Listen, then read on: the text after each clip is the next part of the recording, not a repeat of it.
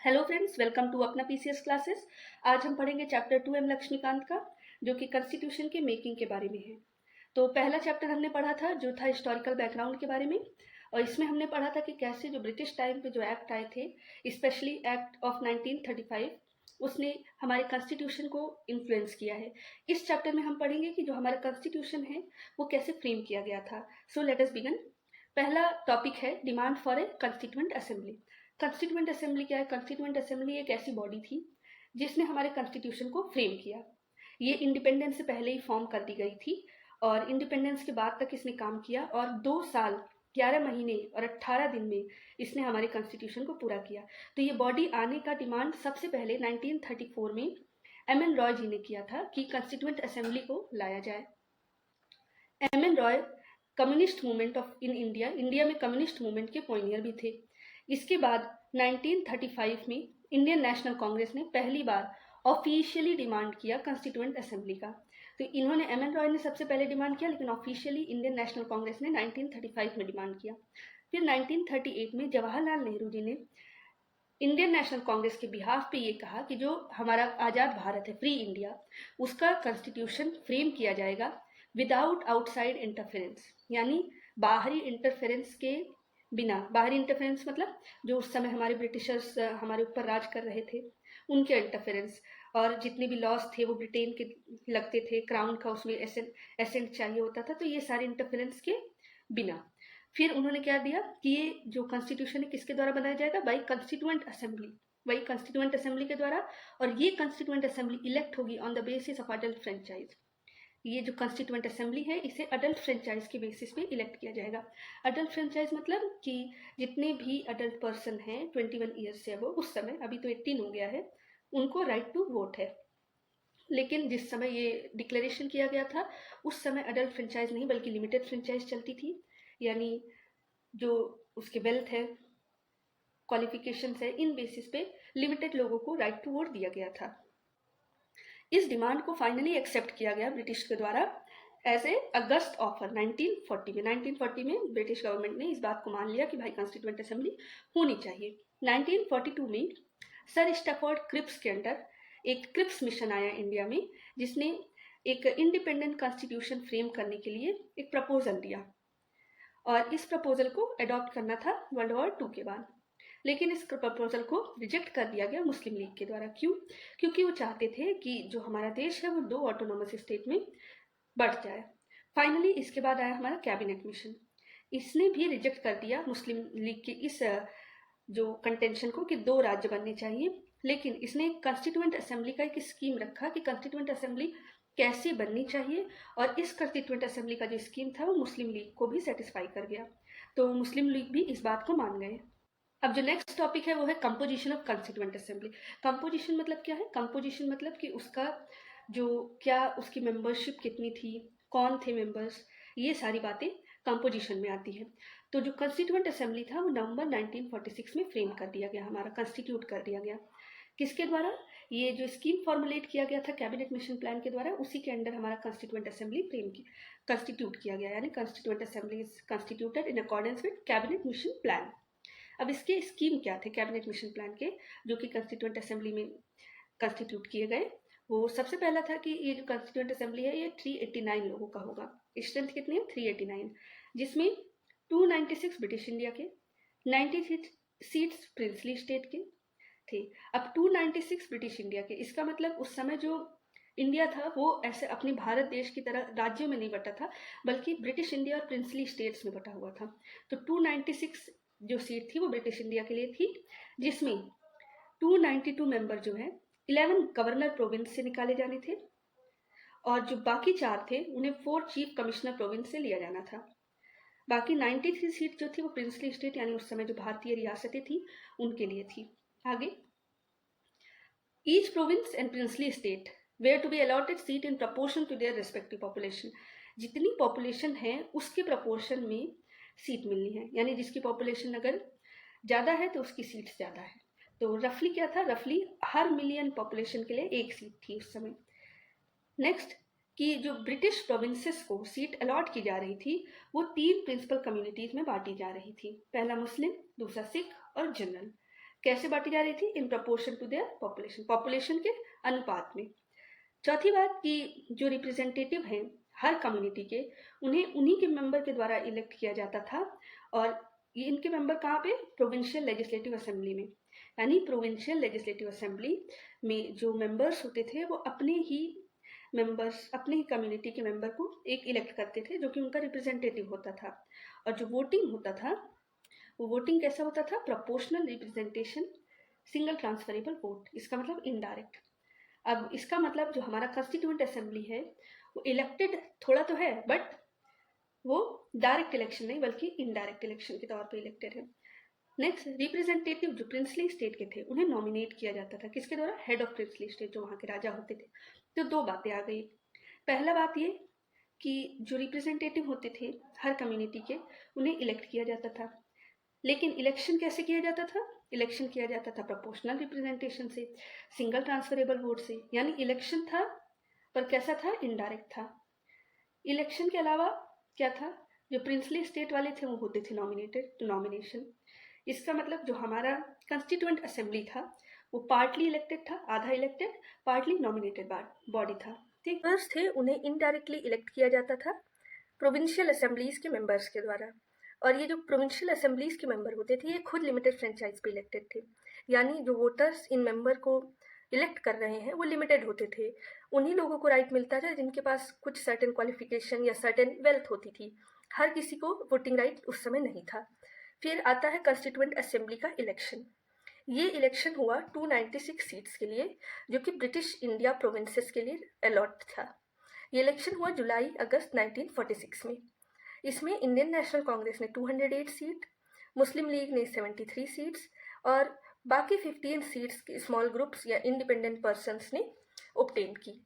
बाकी जो 93 सीट्स थी जो कि प्रिंसली स्टेट को अलॉट की गई थी वो नहीं फिल की गई, क्योंकि उन लोगों ने डिसाइड किया कि हम कंस्टिट्यूएंट असेंबली से दूर रहेंगे। इसका मतलब दो तरीके की सीट थी। एक 296 सीट थी जो कि ब्रिटिश इंडिया को नंबर 1, और दूसरी तरीके की सीट थी 93 सीट जो कि प्रिंसली स्टेट को। पहली सीट फिल की गई इलेक्शन से और जो 93 सीट्स थी वो नहीं फिल की गई, क्योंकि उन लोगों ने ये डिसीजन लिया कि हम कंस्टिट्यूएंट असेंबली को ज्वाइन नहीं करेंगे। इसके बावजूद कि जो हमारा कंस्टिट्यूएंट असेंबली है उसे डायरेक्टली लोगों के द्वारा नहीं इलेक्ट किया गया, ना ही उसे अडल्ट फ्रेंचाइज के बेसिस पे किया गया, फिर भी हमारा जो कंस्टिट्यूएंट असेंबली है इसमें हर सेक्शन, भारत के समाज के हर सेक्शन के रिप्रेजेंटेटिव थे।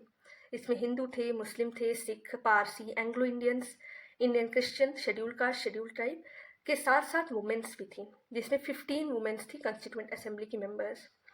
उस समय के सारे बड़े पर्सनालिटीज इस कंस्टिट्यूएंट असेंबली के पार्ट थे, सिर्फ महात्मा गांधी को छोड़कर। इसके बाद आते हैं हम वर्किंग ऑफ कंस्टिट्यूएंट असेंबली पे।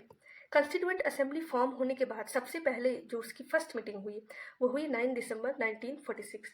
ये PYQ में आ चुका है, याद रखने वाली डेट है। इसमें मुस्लिम लीग ने बॉयकट की इस मीटिंग को, क्योंकि उन्हें एक सेपरेट स्टेट चाहिए था पाकिस्तान का। इसीलिए मीटिंग में सिर्फ 207 मेंबर्स अटेंड किए। इसमें डॉक्टर सचिदानंद सिन्हा जो कि ओल्डेस्ट मेंबर थे वहाँ के, उन्हें इलेक्ट किया गया टेम्प्रोरी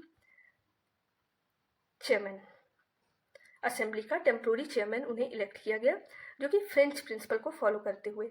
इस समय हमारे इंडियन पार्लियामेंट में स्पीकर का जो अपॉइंटमेंट है उससे भी ये रिलेटेड है कि जब भी कोई नया लोकसभा फॉर्म होता है तो उसमें स्पीकर चुना जाता है ओल्डेस्ट मेंबर, और ये कुछ टेम्प्रोरी टाइम के लिए होता है। इन्हें हम स्पीकर प्रोटेम भी कहते हैं। उसके बाद में स्पीकर, जो प्रॉपर स्पीकर होता है, वो चुना जाता है। तो इस समय कंस्टिट्यूएंट असेंबली के जो टेम्प्रोरी चेयरमैन थे वो थे डॉक्टर सचिदानंद सिन्हा। उसके बाद 11 दिसंबर 1946 को डॉक्टर राजेंद्र प्रसाद को परमानेंट चेयरमैन इलेक्ट किया गया। इसके अलावा 25 जनवरी 1947 को HC मुखर्जी को vice president of the assembly elect किया गया। इसके बाद असेंबली में एक रेजोल्यूशन आया कि हमारे यहाँ 2 वाइस प्रेसिडेंट होने चाहिए। तो इसी के परसुएंस में, इसी के रेजोल्यूशन के परसुएंस में 16 जुलाई 1947 को VT Krishnamachari second vice president of the assembly बने। यानी इस कंस्टिट्यूएंट असेंबली के 2 वाइस प्रेसिडेंट थे, एक थे HC मुखर्जी और एक थे VT कृष्णमाचारी जी। अब आ जाते हैं हम ऑब्जेक्टिव रेजोल्यूशन पे। ऑब्जेक्टिव रेजोल्यूशन मूव किया गया था जवाहरलाल नेहरू द्वारा। कब किया गया था? 13 दिसंबर 1946 को। इस ऑब्जेक्टिव रिजोल्यूशन में जो हमारे कॉन्स्टिट्यूशनल स्ट्रक्चर है उसके कुछ fundamental and philosophy lay down की गई थी। इसमें कहा गया था कि जो हम कॉन्स्टिट्यूएंट असेंबली हैं, हम ये प्रतिज्ञा लेते हैं कि हम इंडिया को as an independent sovereign republic बनाएंगे और इसके फ्यूचर गवर्नेंस के लिए हम एक कॉन्स्टिट्यूशन बनाएंगे। इसमें यह भी कहा गया कि जो टेरिटरीज हैं, जो ब्रिटिश इंडिया का पार्ट है या फिर हमारी इंडियन स्टेट का पार्ट है या फिर कुछ ऐसे पार्ट इंडिया के जो कि भारत देश से बाहर है और बाकी स्टेट्स या कोई भी टेरिटरी जो भारत देश में कंस्टिट्यूट होना चाहता है, मिलना चाहता है, उसका एक यूनियन बनेगा। इसके अलावा ये कहा गया कि जितनी भी टेरिटरीज उस समय हैं, जिसकी जो भी बाउंड्रीज है या फिर कोई ऐसी टेरिटरी जो कि कॉन्स्टिट्यूएंट असेंबली बनाए या कभी भविष्य में बनाई जाए कॉन्स्टिट्यूशन के अंतर्गत, उसका जो स्टेटस होगा वो एक ऑटोनोमस यूनिट की तरह होगा और उस जो टेरिटरी है उस टेरिटरी के पास रेसिडुअरी पावर होंगे और वो अपने गवर्नमेंट एंड एडमिनिस्ट्रेशन के सारे पावर एंड फंक्शन कर सकेगा, बस उन पावर एंड फंक्शन को छोड़ के जो कि यूनियन के अंदर या तो वेस्टेड है, यानी कॉन्स्टिट्यूशन ने दे दिया यूनियन को पावर, असाइन किया गया कॉन्स्टिट्यूशन के द्वारा, या फिर यूनियन में इनहेरेंट या इम्प्लाइड है, यानी कुछ बातें जो कि विवक्षित रूप से उसमें दिखती है, यानी इनडायरेक्ट वे में यूनियन के अंदर वो वेस्टेड है, उन सारे पावर एंड फंक्शन को छोड़ के बाकी सारे पावर एंड फंक्शन को ये जो भी ऑटोनोमस यूनिट होगी वो एक्सरसाइज करेगी। इसके अलावा इन्होंने कहा कि जो ऑल पावर और अथॉरिटी है सॉवरेन इंडिपेंडेंट इंडिया की, वो लोगों से ली जाएगी, यानी इंडिपेंडेंट इंडिया की पावर या फिर उसके पार्ट की पावर या फिर कोई भी गवर्नमेंट के ऑर्गन की पावर कहाँ से ली जाएगी? लोगों से। इसने ये भी कहा कि जो भी लोग हैं भारत के, उन्हें मिलेगा जस्टिस। कैसे justice? Social, economic and political, साथ ही साथ equality of status of opportunity before the law and freedom of thought, expression, belief, faith, worship, vocation, association and action subject to law and public morality, यानी law और public morality के अधीन रहते हुए ये सारे अधिकार मिलेंगे। अब ये सारे जो अधिकार है ये हमारे प्रियम्बल में रिफ्लेक्ट होते हैं। तो अगर प्रियम्बल की बात की जाए तो प्रियम्बल का जो इंस्पिरेशन है वो ऑब्जेक्टिव रिजोल्यूशन ही है। आगे ये कहता है कि जो माइनॉरिटीज़ हैं उन्हें एडिक्वेट सेफगार्ड दिया जाएगा और बैकवर्ड और ट्राइबल एरियाज़ को भी, साथ ही साथ डिप्रेस्ड और बैकवर्ड क्लासेस को, इन सारे क्लासेस को एडिक्वेट सेफगार्ड दिया जाएगा। ये सारी चीज़ हमारे कॉन्स्टिट्यूशन में कहीं ना कहीं इनकॉर्पोरेट हुई है, जैसे कि माइनॉरिटीज़ के लिए स्पेशल राइट है फंडामेंटल राइट में, डिप्रेस्ड क्लास के लिए है, बैकवर्ड क्लास के लिए है। और इसने जो रिपब्लिक और सोवरेन है, यानी हमारे जो टेरिटरी है उसकी इंटीग्रिटी को मेंटेन करने का प्रोविज़न किया और साथ ही साथ ये कहा कि जो अपने हमारे सॉवरेन राइट्स है लैंड पे, सी पे, एयर पे, उसको इंटीग्रिटी को भी हम मेंटेन करेंगे। कैसे? जस्टिस के according and law of civilise nation के लॉ के अकॉर्डिंग। सो जो हमारे रिपब्लिक है उसकी टेरिटरी, उसके सॉवरेन राइट को हम मेंटेन करेंगे, उसकी इंटीग्रिटी को मेंटेन करेंगे। नेक्स्ट इसने कहा कि ये जो हमारा एंशियंट प्लेस है, हमारा ये जो देश है, इसने अपनी सही जगह वर्ल्ड में पाली है और ये तैयार है, willing to contribute to the promotion of world peace and welfare of mankind. World peace और मैनकाइंड के वेलफेयर के लिए हर काम करने के लिए तत्पर है। अब इस रेजोल्यूशन को पास किया गया 22 जनवरी 1947 को अनएनिमसली, मतलब सर्वमत से पास किया गया और इसी से हमारा कॉन्स्टिट्यूशन आगे जाके बहुत इन्फ्लुएंस हुआ है और इसका वर्जन हम प्रियम्बल में भी देख सकते हैं। जैसे प्रियम्बल में है कि justice, social, economic, political, equality of opportunity, ये सब ऑब्जेक्टिव रेजोल्यूशन से इन्फ्लुएंस्ड है। आ जाते हैं इंडिपेंडेंस एक्ट से चेंज क्या हुआ। इंडिपेंडेंस जब आया तो जो रिप्रेजेंटेटिव ऑफ प्रिंसली स्टेट थे, 93 रिप्रेजेंटेटिव, जिन्होंने पहले मना कर दिया था कि हम कॉन्स्टिट्यूएंट असेंबली का पार्ट नहीं बनेंगे, वो धीरे धीरे ज्वाइन करने लग गए। अप्रैल 28, 1947 में 6 स्टेट के रिप्रेजेंटेटिव असेंबली के पार्ट बन गए थे। उसके बाद जब माउंटबेटन प्लान का एक्सेप्टेंस हुआ, माउंटबेटन प्लान क्यों था? पार्टीशन ऑफ कंट्री के लिए। तो इस प्लान के एक्सेप्टेंस के बाद जो भी रिप्रेजेंटेटिव थे प्रिंसली स्टेट के, उन्होंने अपनी सीट ले ली असेंबली में और जो मुस्लिम लीग के मेंबर्स थे जो कि इंडिया के डोमिनियन से थे, उन्होंने भी अपनी सीट ले ली। तो इंडियन इंडिपेंडेंस एक्ट ने 3 चेंज असेंबली के पोजीशन में लाई। यानी जैसे पहले असेंबली थी और अब असेंबली में 3 अंतर किए। सबसे पहले ये जो असेंबली है इसे फुल्ली सॉवरेन बॉडी बना दिया, यानी अब ये अपने डिसीजंस में फ्री है और ये सॉवरेन है, ये कोई भी कॉन्स्टिट्यूशन बना सकता है जो इसे अच्छा लगे। साथ ही साथ इसने असेंबली को एम्पावर किया कि वो किसी भी लॉ जो कि ब्रिटिश पार्लियामेंट के द्वारा बनाया गया है उसे एब्रोगेट कर दे, यानी ख़त्म कर दे या अल्टर कर दे, यानी बदल दे, जो कि इंडिया से रिलेटेड लॉज है उनको। इसके साथ इसने ये भी कहा कि ये जो असेंबली है ये लेजिस्लेटिव बॉडी भी बन जाएगी।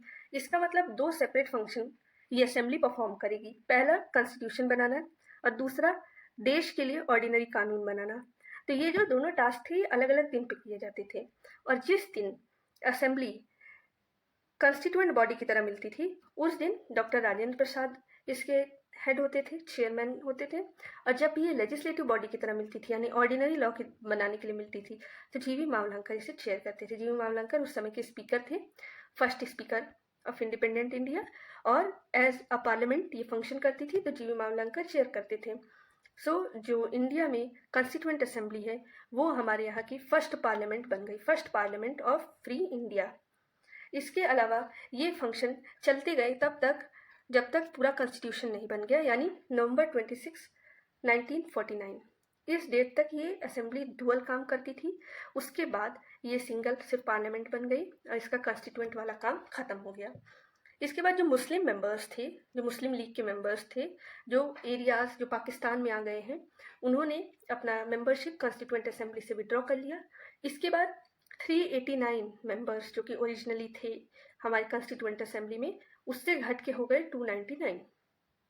और जो इंडियन प्रोविंसेस की संख्या थी यानी जो ब्रिटिश प्रोविंसेस थे उस समय थे 296, घट के हो गए 229। और जो प्रिंसली स्टेट थे 93, वो घट के हो गए 70।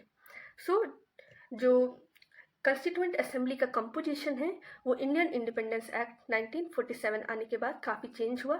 साथ ही साथ उसका एक नेचर चेंज हुआ कि ये पहली पार्लियामेंट बन गई, ये एक सिग्निफिकेंट बात है, और साथ ही साथ वो एक सॉवरेन बॉडी बन गई।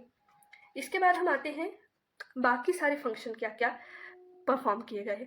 तो कॉन्स्टिट्यूएंट असेंबली का मेन काम था कॉन्स्टिट्यूशन को बनाना, और जब वो एज अ लेजिस्लेटिव बॉडी बैठती थी तो ऑर्डिनरी लॉज बनाना। लेकिन कॉन्स्टिट्यूएंट असेंबली ने बाकी कुछ और काम किए हैं, जैसे उन्होंने इंडिया की जो मेंबरशिप है कॉमनवेल्थ में उसे रेटिफाई कर दिया मई 1949 में। इसके अलावा उन्होंने इंडियन नेशनल फ्लैग को 22 जुलाई 1947 को अडॉप्ट किया। नेशनल एंथम, नेशनल सॉन्ग दोनों को 24 जनवरी 1950 को अडॉप्ट किया। इसके अलावा डॉक्टर राजेंद्र प्रसाद को भारत का पहला प्रेसिडेंट अपॉइंट किया, ये भी 24 जनवरी 1950, 24 जनवरी को ये तीनों काम हुए।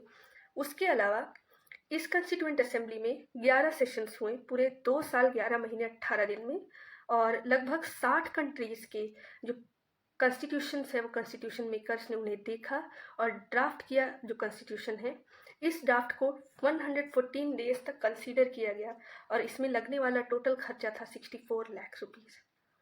24 जनवरी 1950 को कॉन्स्टिट्यूएंट असेंबली ने अपना फाइनल सेशन रखा।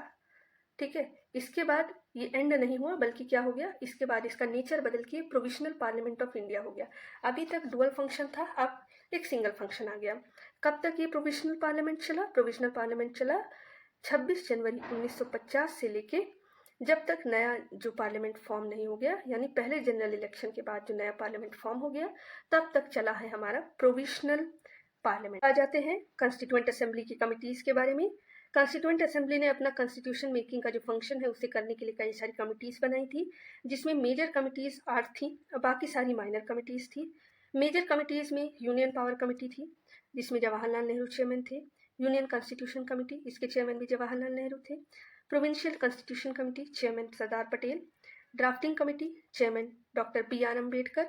इसके अलावा advisory committee on fundamental right minority tribal and excluded area, Sardar Patel थे। ये 5 सब कैटेगरीज में डिवाइडेड था, 5 सब committees. Fundamental right sub committee JP Kripalani chairman थे। Minority sub committee HC Mukherjee थे। North east frontier tribal areas and Assam excluded and partially excluded area sub committee Gopinath Bordoloi. फिर excluded and partially excluded area Assam को छोड़ के sub committee कौन थे? AV Thakkar थे। इसके अलावा north west frontier tribal area sub committee थी। बाकी rules of procedure committee doctor Rajendra Prasad इसके चेयरमैन थे। स्टेट कमेटी यानी committee for negotiating with state Jawaharlal Nehru इसके चेयरमैन थे। स्टीयरिंग कमेटी के चेयरमैन थे डॉक्टर राजेंद्र प्रसाद। इसके अलावा अब हम माइनर कमिटीज़ पे आते हैं। माइनर कमिटीज़ में थी finance and staff committee doctor Rajendra Prasad chairman. Credential committee Alladi Krishnaswami Ayyar का इसके चेयरमैन थे। पत्ताभी सीतारमैया ये हाउस कमेटी के चेयरमैन थे। और ऑर्डर ऑफ बिजनेस कमेटी के चेयरमैन थे डॉक्टर KM मुंशी। इसके अलावा ad hoc committee on national flag इसके चेयरमैन थे doctor Rajendra Prasad. Committee on function of constituent assembly GV Mavalankar. Ad hoc committee on supreme court S Varadachari ये जो असेंबली है उनके मेंबर नहीं थे। इसके अलावा committee on chief commissioner province B Pattabhi Sitaramayya. Expert committee on financial provision of union constitution Nalini Ranjan Sarkar chairman ये भी असेंबली की मेंबर नहीं थी। और इसके अलावा लिंग्विस्टिक प्रोविंस कमीशन SK धर ये भी मेंबर नहीं थे असेंबली के। Special committee to examine the draft constitution Jawaharlal Nehru chairman थे। Press gallery committee Usha Nath Sen chairman. Ad hoc committee on citizenship इसके चेयरमैन थे S वरदाचारी ये मेंबर नहीं थे असेंबली के। S Varadachari ad hoc committee on citizenship के तो चेयरमैन थे ही थे। इसके अलावा ये थे chairman of ad hoc committee on supreme court 2 ad hoc committee के ये चेयरमैन थे। अब आ जाते हैं ड्राफ्टिंग कमेटी पे। ये कॉन्स्टिट्यूएंट असेंबली का सबसे इम्पॉर्टेंट कमेटी थी क्योंकि इन्हें काम मिला था नए कॉन्स्टिट्यूशन के ड्राफ्ट को प्रिपेयर करने का। इसमें 7 मेंबर्स थे। चेयरमैन थे डॉक्टर BR अम्बेडकर। इनके अलावा N Gopalaswami Ayyangar, Alladi Krishnaswami Ayyar, doctor KM Munshi, Syed Mohammad Saadulla, N Madhav Rao इन्होंने BL मित्तर को रिप्लेस किया था जिन्होंने रिज़ाइन कर दिया इल हेल्थ की वजह से। TT कृष्णमाचारी इन्होंने DP खैतन को रिप्लेस किया जो कि 1948 में उनकी डेथ हो गई थी। ड्राफ्टिंग कमेटी ने बहुत सारे कमिटीज़ का रिकमेंडेशन लिया, प्रपोजल लिया। इसके बाद फर्स्ट ड्राफ्ट बनाया जिसे पब्लिश किया गया फरवरी 1948 में। और लोगों को 8 महीने का समय दिया गया कि इसे डिस्कस करें और क्रिटिसिज्म अमेंडमेंट्स बताएं। और जो भी पब्लिक के क्रिटिसिज्म सजेशंस मिले उसके बेसिस पे ड्राफ्टिंग कमेटी ने सेकेंड ड्राफ्ट बनाया जिसे पब्लिश किया अक्टूबर 1948 में। इसके बाद ड्राफ्टिंग कमेटी ने अपने ड्राफ्ट बनाने में 6 महीने से भी कम समय लिया और इसने 141 दिन बैठ के अपना काम पूरा किया। अब आ जाते हैं इनैक्टमेंट ऑफ द कॉन्स्टिट्यूशन पे। कॉन्स्टिट्यूशन में डॉक्टर BR अम्बेडकर ने कॉन्स्टिट्यूएंट असेंबली में कॉन्स्टिट्यूशन को इंट्रोड्यूस किया उसके फाइनल ड्राफ्ट को। कब? 4 नवंबर 1948 को फर्स्ट रीडिंग के लिए। और इस पर असेंबली ने 5 दिन का जो है जनरल डिस्कशन रखा टिल 9 नवंबर 1948। सेकेंड रीडिंग जो कि क्लॉज बाय क्लॉज कंसिडरेशन था वो 15 नवंबर 1948 को शुरू हुआ और ख़त्म हुआ 17 अक्टूबर 1949। इस समय तक 653 अमेंडमेंट को प्रपोज किया गया था लेकिन जिसमें 2473 अमेंडमेंट को एक्चुअली डिस्कस किया गया असेंबली में। उसके बाद थर्ड रीडिंग हुई ड्राफ्ट की 14 नवंबर 1949 को और डॉक्टर BR अम्बेडकर ने एक मोशन पास किया कि अब कॉन्स्टिट्यूशन को सेटल माना जाए। The constitution as settle by assembly be passed. और इस मोशन पे सब लोगों ने वोट दिया और इसे डिक्लेयर कर दिया गया पास्ड। कब? 26 नवंबर 1949 को। और उसी दिन सिग्नेचर सारे मेंबर्स का और प्रेसिडेंट का हुआ। टोटल 299 मेंबर्स असेंबली के थे जिसमें 284 ही उस समय प्रेजेंट थे और उन्होंने ही कॉन्स्टिट्यूशन को साइन किया। इस दिन को हमने प्रियम्बल में भी मेंशन किया गया है। प्रियम्बल में कहा गया है कि 26 नवंबर 1949 को हम अपना अब कॉन्स्टिट्यूशन अडॉप्ट करते हैं। तो कॉन्स्टिट्यूशन अडॉप्ट कब हुआ? 26 नवंबर 1949 को। इसमें प्रियम्बल था, 395 आर्टिकल थे और 8 शेड्यूल थे। ये कॉन्स्टिट्यूशन के फ्रेमिंग का प्रोसीजर था। अब ये जो प्रियम्बल था ये इनैक्ट किया गया जब सारा कॉन्स्टिट्यूशन इनैक्ट कर दिया गया, लास्ट में प्रियम्बल इनैक्ट किया गया। तो प्रियम्बल भले ही कॉन्स्टिट्यूशन के पहले है पर इनैक्टमेंट इसका सबसे लास्ट में हुआ है। BR अम्बेडकर जो उस समय के लॉ मिनिस्टर थे उन्होंने ड्राफ्ट कॉन्स्टिट्यूशन को हेड किया था और जितने भी असेंबली में डिस्कशंस थे जो क्लॉज बाय क्लॉज डिस्कशन हुए हैं हर क्लॉज पे, उसमें बहुत ही इम्पोर्टेंट रोल इन्होंने अदा किया। इन्होंने बहुत, क्योंकि ये लॉयर थे तो इन्होंने बहुत लॉजिकल, फोर्सफुल और पर्सुएसिव आर्गुमेंट दिए जिसकी वजह से इन्हें father of the constitution of India कहा जाता है। ठीक है, ड्राफ्टिंग कमेटी को इन्होंने चेयर किया और इनके जो जितने भी आर्ग्यूमेंट्स थे बहुत ही लॉजिकल, फोर्सफुल, पर्सुएसिव थे। तो ये father of constitution of India इन्हें कहा गया। ये एक ब्रिलियंट राइटर, कॉन्स्टिट्यूशनल एक्सपर्ट थे और शेड्यूल्ड कास्ट के अनडिस्प्यूटेड लीडर्स भी थे। इसीलिए इन्हें chief architect of constitution of India कहा जाता है। 19 नवंबर 2015 को इस डेट यानी नवंबर 26 को हमने कॉन्स्टिट्यूशन डे मनाने का एक रेजोल्यूशन लिया और तब से आज तक हर साल 26 नवंबर को कॉन्स्टिट्यूशन डे मनाया जाता है। Next, enforcement of constitution. अभी कॉन्स्टिट्यूशन के लिए सबसे पहले कॉन्स्टिट्यूएंट असेंबली की ज़रूरत थी। कॉन्स्टिट्यूएंट असेंबली बन गई, उसके बाद इसके और सारी कमिटीज़ की ज़रूरत थी, कमिटीज़ बन गई। उसके बाद इसकी मेकिंग की ज़रूरत थी, मेकिंग हो गया, इनैक्टमेंट हो गया। अब आ जाता है इन्फोर्समेंट। कॉन्स्टिट्यूशन का इन्फोर्समेंट क्या हुआ? कॉन्स्टिट्यूशन इनैक्ट तो हो गया था 26 नवंबर को, लेकिन इन्फोर्स उसी समय नहीं हुआ। कुछ प्रोविजंस थे जो कि उसी समय इन्फोर्स हो गए। उसके अलावा सारे जितने भी है वो 26 जनवरी को इन्फोर्स हुए हैं। 26 जनवरी को तो कौन कौन से प्रोविजन है जो 26 नवंबर को इन्फोर्स हुए हैं? वो है आर्टिकल 5, 6, 7, 8, 9, 60, 3, 24, 366, 367, 379, 80, 88, 91, 392, 393।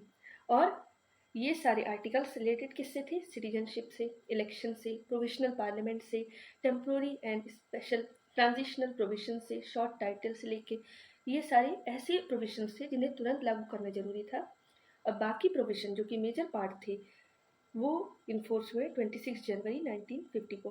अब एक बात बता देने वाली है कि 26 नवंबर को नंबर ऑफ आर्टिकल कितने इन्फोर्स हुए थे? 16। आगे बढ़ते हैं।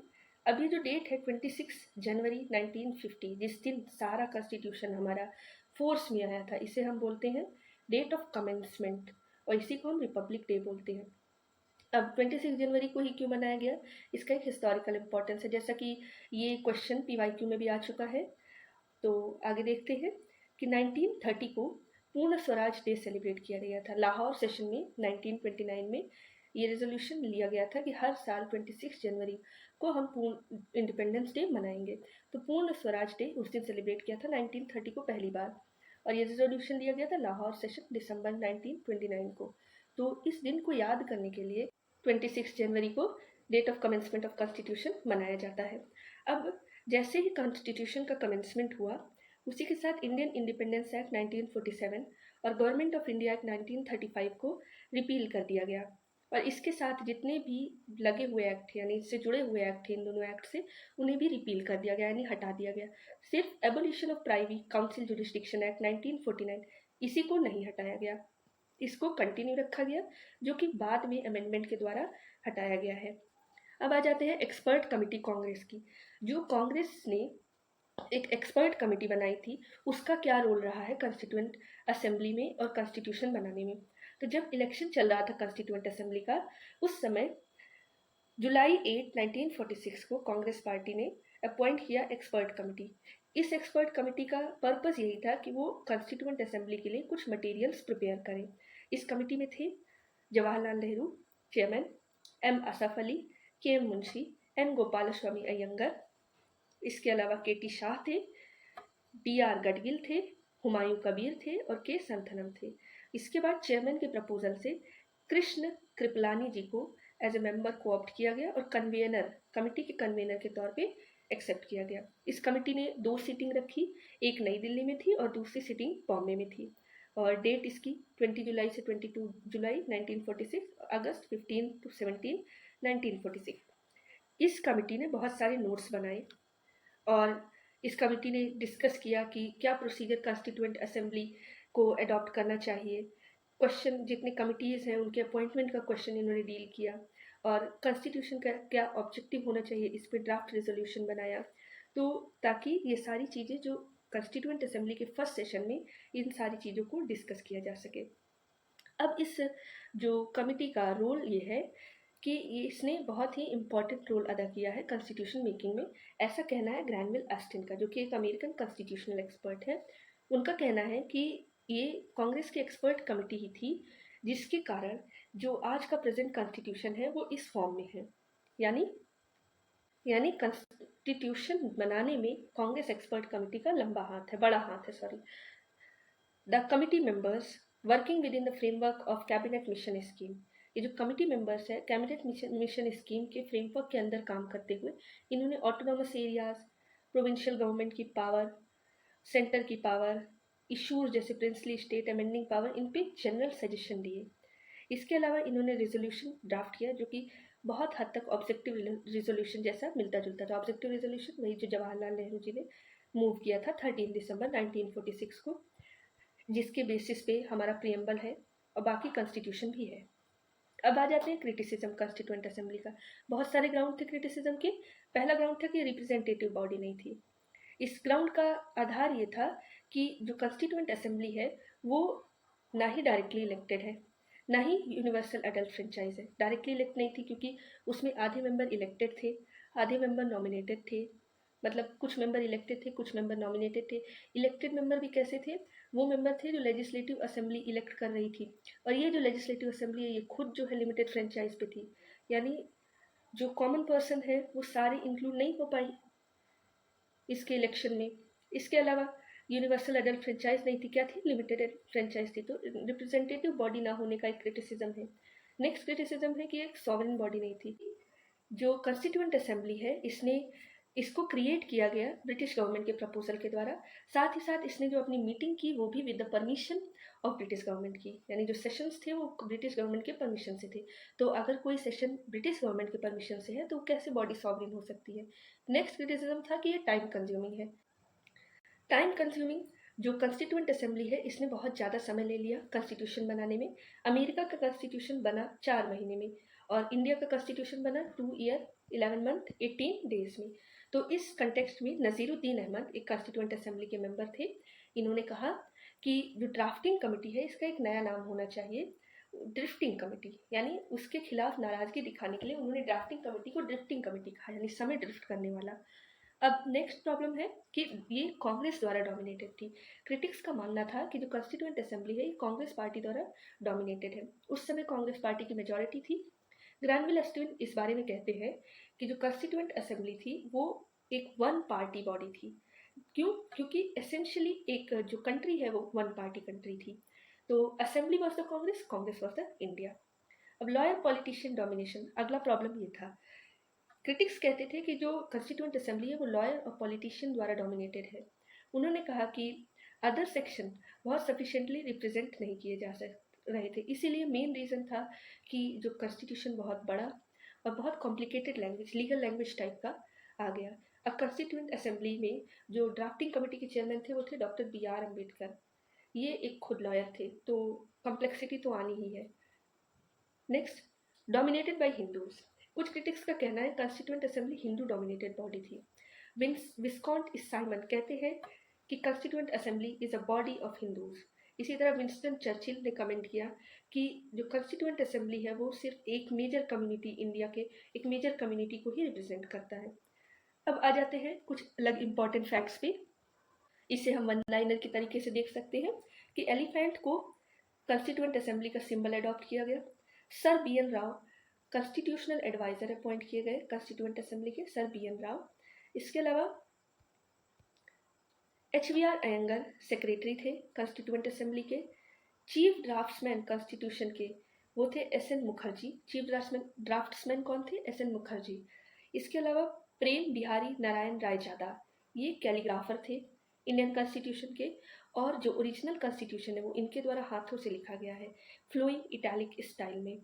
ओरिजिनल वर्जन को ब्यूटीफाई एंड डेकोरेट किया शांति निकेतन के आर्टिस्ट, जिसमें नंदलाल बोस और बोईहर राम मनोहर सिन्हा है।